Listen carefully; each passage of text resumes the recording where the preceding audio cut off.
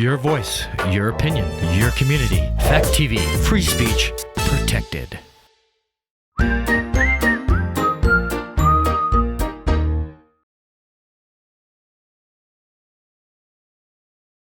That's us. Okay, well, I didn't see. He usually points and I wasn't looking.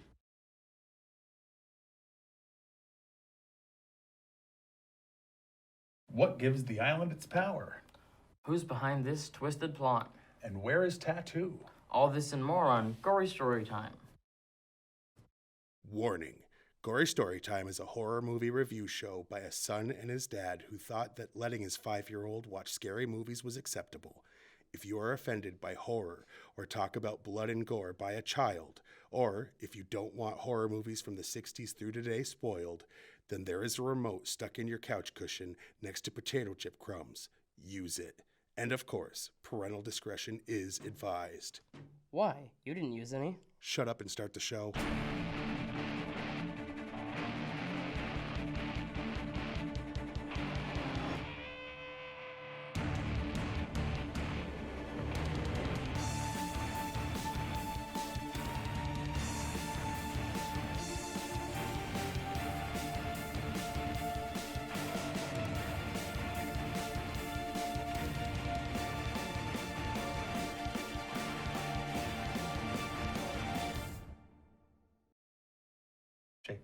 Oh, welcome to Gory Story Time. I'm your host, Jason. I'm his co-host and father, Craig, and wake up. Yeah, wake up. I was reading Quickly this. before we get into the show, I'm going to answer those 3 questions. Magic, Jason Blum, and wouldn't you like to know? Yeah. Anyway, this week is our 4th and final PG-13 movie that we're reviewing in a row, because as people who watch this show on a regular basis, both of us know, we like to do them in 4s, and this is our 4th and final of the 4. Can't say final 4 because that's a copyrighted thing. And Oh, really? Oh, yeah. It's our last 4, yeah. No, this isn't a bracket. But we're doing the remake of the old TV show Fantasy Island that Blumhouse put out and turned not a horror show into a horror movie. Right. It's more of a thriller, but we'll get into that. The trailer made it look like a horror. Oh, yeah. But basically the premise is people come to this island, they get to have one wish fulfilled because there's magic on the island, and as long as, but the only rule is they have to see through to the very end, whatever their wish and is. they have to That's their rule. stay on the island for the for the wish to work. Yeah, once you leave, it's undone because it only has magic power on the island. Right. Well, sorta. Well, Yeah, we'll get into that. yeah. But for those who haven't seen the trailer, why don't we roll that? I hope you're ready.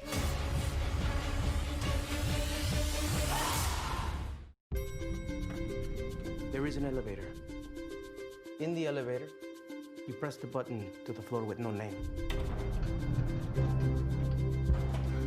Behind those doors, there's a life you always dreamt of.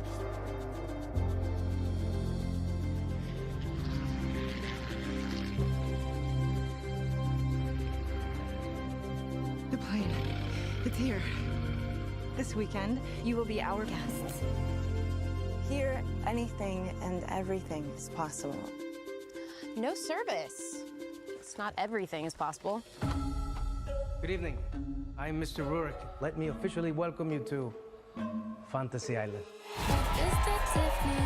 Fantasy Island!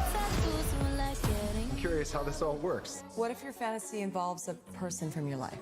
Holograms, like Tupac. What if it's somebody who died? Tupac. So, what's your fantasy? Revenge on a childhood bully. Your life is about to change. I hope you're ready.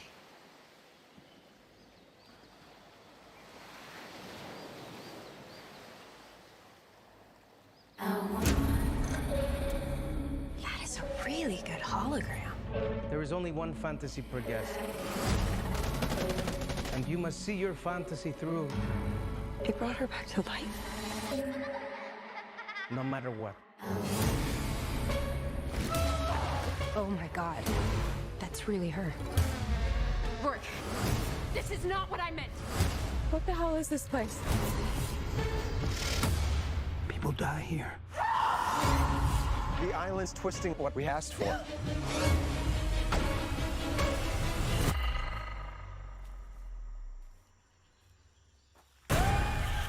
We weren't brought here to have our own fantasies. I want it, I got it.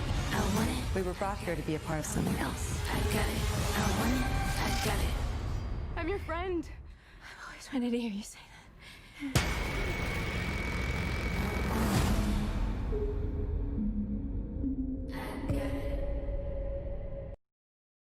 Okay, so that's That's the trailer. that's what made me want to watch it. Yeah. You know. Now, before we get into the behind-the-scenes stuff, as we do every week, we don't do this show for free. We do it for all these piles of cash because, you know, we love to make it rain. Of course, if you do a show for free, you barely make it, you know, sprinkle. Right. So we do this. Well, that's not us. No, we do it for the big bucks. The big companies pay us to promote their products. For example, this week, these real ads are: Gory Storytime is brought to you by Bad Idea Tattoos, the only tattoo parlor that decides what ink you get without any input from you. The only promise we can make is it will be a decision you will regret for years. Let's see. You might be asking yourself, why would I willingly choose this? Drunken bets, duh. That's Bad Idea Tattoos. Why should you ever think when you can get clever ink? And by TerrorTube, the first film company to turn your favorite TV shows into horror movies. Enjoy Mr. Ed, a film about Wilbur, a man whose horse tells him what to do when no one is around. Or The Brady Bunch, a blended serial killer family stuck in the 70s who bury their victims under the artificial lawn. Both of these and more coming soon from TerrorTube. All right. Now, let's talk about the movie. Here's some behind-the-scenes information, starting with you. Jason Blum wanted Nicolas Cage to play Mr. Rourke, but Cage passed the role. Passed on the role. See, when you read all of the words, it makes more of the sense. And it would have been bad to have Nick Cage in this case, I think. Oh? I think Pena did a good job, but what do I know? The movie is a reimagining of Fantasy Island in a horror genre inspired by The Cabin in the Woods and Westworld. All right. Principal photography on this film began in January 2019 in Fiji. In October 2018, Michael Pena, Jimmy O. Yang, Dave Bautista, and Lucy Hale joined the cast. In November 2018, during an interview, Jeff Wadlow disclosed that Maggie Q, Portia Doubleday, and Ryan Hansen had joined the cast, as well as suggesting Bautista might not be able to appear in the film.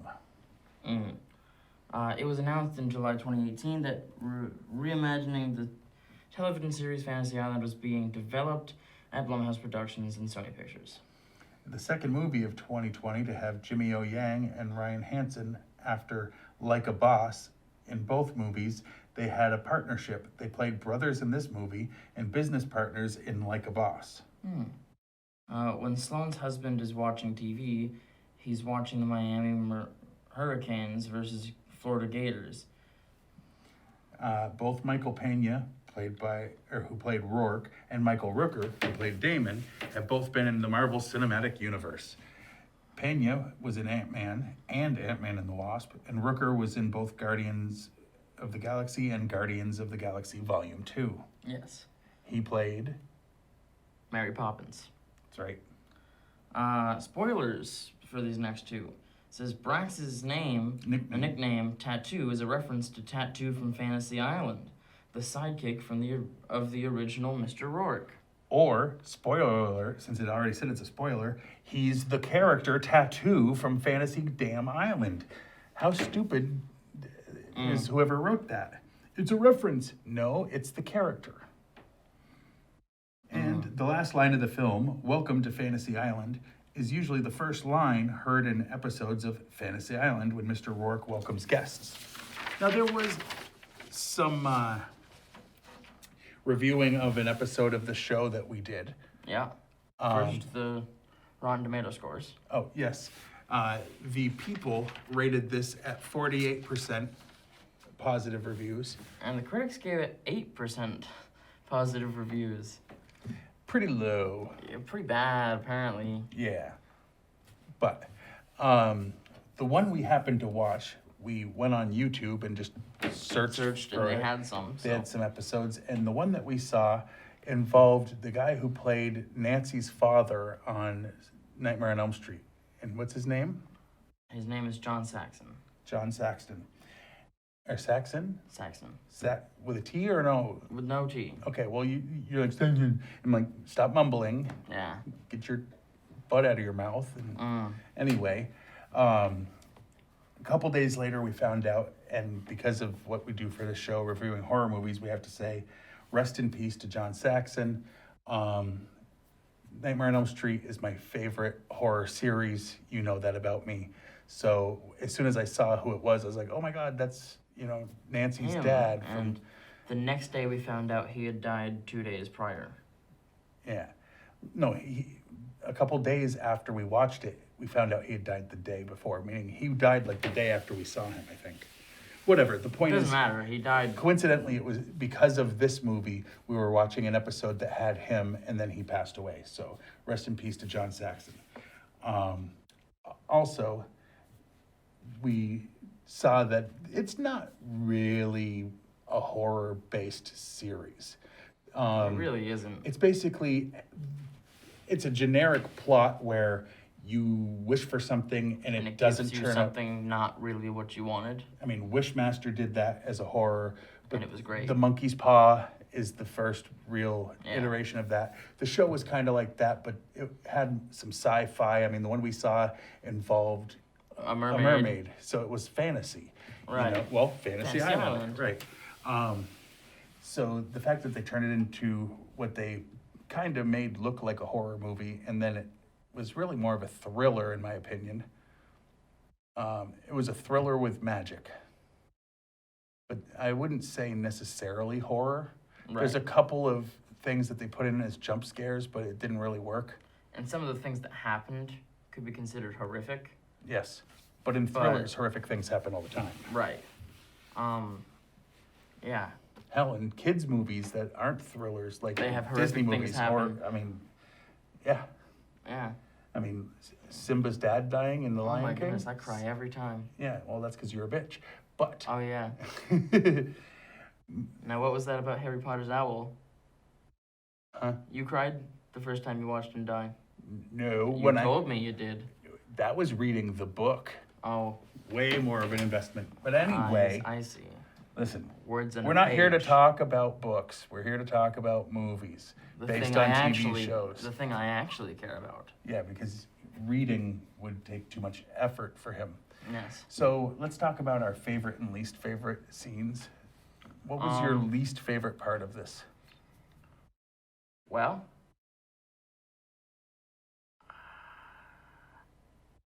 I didn't like that. Often they would kill a character, right? Yeah. And then that character would just be back, walking around, killing. And they kept... No. Okay, there was magic evil versions of them, but sure. So they kept showing this zombie. Yes. And then he became nothing. There was no zombies. There was nothing with the zombie. It was all fake stuff that the... He was just made there by for no reason. No. The island was doing things to grant that one person's wish. And I'm not going to give that away because everything that happens is someone's fantasy. Everything.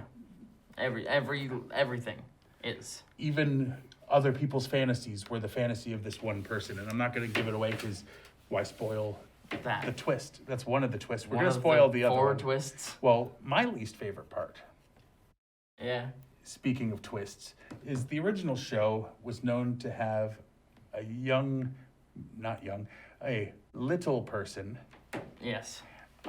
Who played a character named Tattoo, and he was known for announcing the arrival of the airplane. There was like a water plane that would bring people to the island, and Tattoo's famous phrase was "de plane, boss, de plane," and he'd let him know that the plane was coming in with the next group, because apparently all the episodes had 2 wishes fulfilled per episode. Yep. So they only had a couple people show up. Yeah, sometimes it would be couples, but there's just 2 fantasies going on. So, and they just made him a full-sized gay Asian man. Yes, because woke. I don't understand. Like, they should have just, and I don't care that they had a gay character. I really don't. What I'm saying is, that's not the character he ended up playing. He should have played the character from the show that this was. Tattoo, right. The guy that ended up being Tattoo wasn't a little person.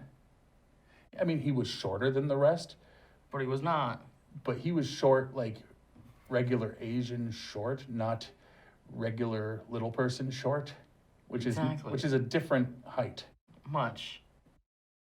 I mean, the guy had to have been over 5 feet tall, which means he's not a little person. And his reason for being called Tattoo at the end was dumb. I thought it was amusing. Well, I just didn't like they're like, hey, it's kind of like when the Chris Nolan Batman movies had a guy who's, find out his name was Robin. The cop at the end is like, oh, your name's Robin? Well, Robin's name wasn't Robin. That was stupid. Right, Robin's name was Richard. So Tattoo's name was Tattoo. It wasn't a nickname, and it didn't mean he had a bad tattoo. So it was dumb the way they twisted it to be like, oh no. All right. Anyway, so what was my your favorite? Yeah. Well, you kind of mentioned it earlier, Michael Pena. Yeah. He was actually pretty great. Yeah. He tried to walk the line of creepy. And it worked. While pleasant. Right. Because he was kind of like, it's not in my control. I'm not the magic fantasy island, so I'm only doing this for you, was kind of his whole thing. But turns out there was more than that. But there was. My favorite part probably had to be when one character thought she had one fantasy and she went and tried to argue to have it changed, because as much as she loved that fantasy, it wasn't her true fantasy. If there was one thing in her life she could truly change, that wasn't it. And she felt like she was coerced into a fantasy where she got to relive that moment instead of the moment that she really should have relived. Right. To try to change things for the better. And I won't say what happens, but her realizing this wasn't the life she was meant to live, and that wasn't the thing she was supposed to do. Right. Yeah. Because of what she was trying to fix. Actually, that's a good one too.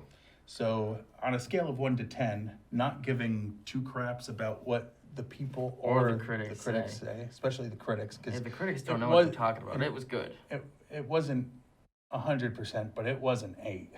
Right. It wasn't less than 1 on our scale, so. Right. I'd go 6.5. Out of 10? Yeah. Mm-hmm. I mean, because it was based on something that had rules and had character development, I'm gonna go with probably 5, because they touched on a lot of it and tried to reference some, but they did it in a way that it's kind of, to me, they should have followed the general. But I also see what they were doing, which is who, watching this movie, for the most part, knew the show from 77? Well, they could have watched the reboot from 1999. Which apparently bombed and only lasted 1. one season, not one episode. You can't just say lasted one. Like one what? Year, but Yeah. Anyway, still, it wasn't bad for what it was. No. Like I would have even been okay with them making it horror because you could just have someone's fantasy involve horrific things, which is what they kind of tried to do. But I think they could have went darker than they did and still stayed truer to it. And still stayed PG-13. Yeah. They could have, but There is whatever. an unrated version. We didn't review that. We haven't watched that version. We have the Blu-ray at home. We can watch that version, but we didn't want to taint our review by watching... PG-13 one by Right. watching the unrated one. Exactly, because we were doing 4 PG-13 movies, so watching it unrated... Not fair. Right. So that... I mean, that's basically it. So then what do we do On now? that side of the screen, there's a thing. You can watch the show on Fact TV channel 1076, Thursdays at 8:30 p.m. and Fridays at 7 p.m. You can email us at gorystorytime@yahoo.com. I can't read anything that you send, so enjoy the futility. Yeah. Like us on Facebook, us being Gory Storytime has a page. And Fact TV has a page. you can also watch episodes on fact8.com, which They have They have- back episodes of this. They have your old show. They They have a have bunch of everything that they do on this channel. So yes, and you can follow us on Twitter. I'm at Craig Jakes, all one word, all lowercase. and I still haven't updated my new one, so I don't remember the actual app for mine yet. So Okay. Anyway, yeah, until next time, I'm your host Jason, I'm his co-host and his father, Craig. and sweet dreams.